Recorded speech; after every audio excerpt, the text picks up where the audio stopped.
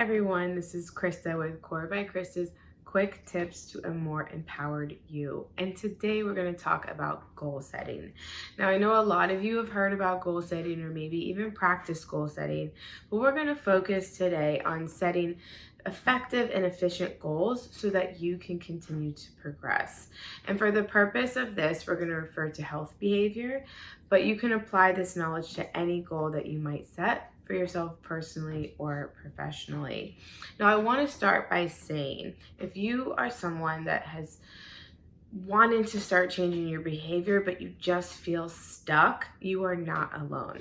Because a lot of us feel really stagnant when we have a large behavior change that we want to make, especially in regards to our health.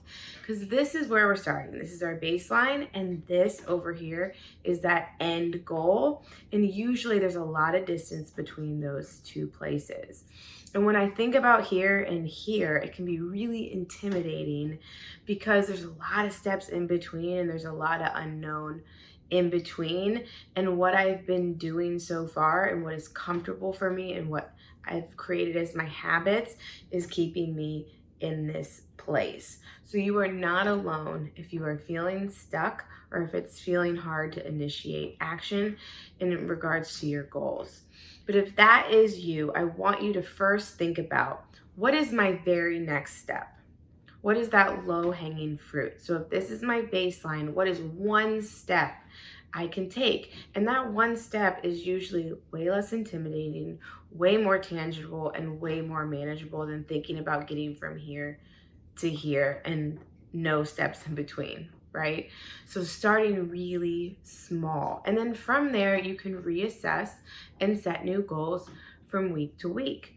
Now, what does that goal setting look like? How do I set effective goals? How do I use my goals as a blueprint for action? Because that's really what they are, right? They're a blueprint for you to take action.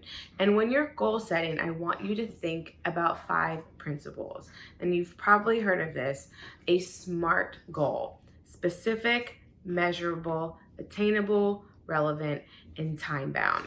And we're going to talk about those 5 things, and then we're going to make it applicable for you so you can use that as you set goals no matter what your goal is.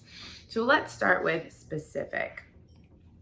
If I set a goal and I say, okay, I want to exercise more, that's not giving me any information of what I should be doing in terms of my behavior, right? Because the goal is going to be a blueprint for your behavior.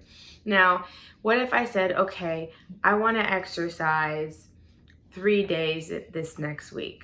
Great. That gives me a little more information.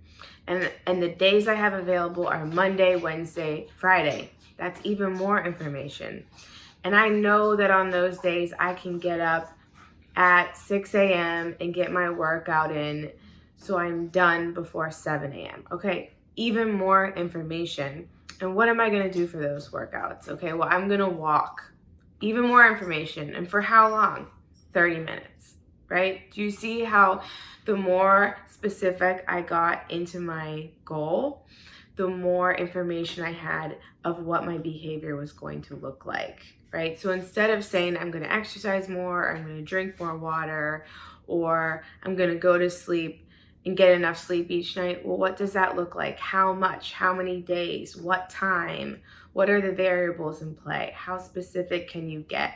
And that's going to give you really good information of what your behavior needs to look like for this next week to achieve your goal. Now, M, measurable, okay?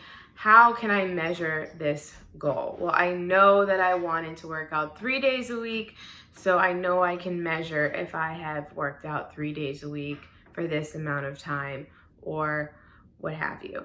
So make sure that it's measurable. It's something you can measure. Or for the intents and purposes of the water, I said drinking more water. Can you measure how much water that you drink in a week? Yes, of course you can. I'm going to drink 8-ounce glasses every single day. That's 64 ounces of water a day. And I can measure that and I can track that throughout my week. Okay, so something specific, something measurable, and something attainable. And attainable just means something that is realistic for you and where you are right now. Now, how do I know what's attainable? How do I know, what is too much or what is too little in terms of goal setting? What's too easy for me? A really good continuum is thinking about the scale of 1 to 10. 1 being it's never going to happen this week, 10 being it pretty much happens already. It should feel a 7 out of 10 in confidence that you can make it happen this week. So you're setting a specific goal that you can measure that is a 7 out of 10 in confidence that you can make it happen in this week. So SMAR is relevant. So this should be relevant to you. This should be important to you. This should be related to that end goal. So if I'm goal setting in regards to my health behavior and exercise, I wouldn't say that, okay, I'm going to make sure I watch an hour less of TV a day. That wouldn't be a good way to phrase my goal. It would be, I'm going to use that time I normally would watch TV to work out, go on a walk, 30 minutes on Wednesday at 6 a.m. or whatever time and exercise I decided was my goal for that week. Does that make sense? So it should be relevant to what's important to you, to that end goal when we're going week to week to week. Okay? So SMAR and T, time bound. So you could set lots of different goals, right? So this end goal that you have for your health behavior is that long-term goal, and there's lots of different checkpoints in between, but a really good reference point in setting goals to help you be able to manage, to help you be able to achieve goals and keep having success is that 1 week time frame.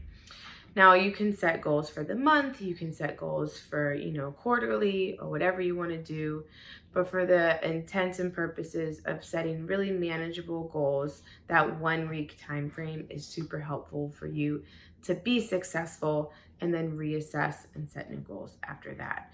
So that is how I want you to think about goal setting from week to week so that you can be successful and that you can achieve your goals and change your behavior. If you guys have any questions, feel free to reach out to me at Krista@corebykrista.com. And I hope you enjoyed this video. Like and comment and share with anyone you think this would be helpful.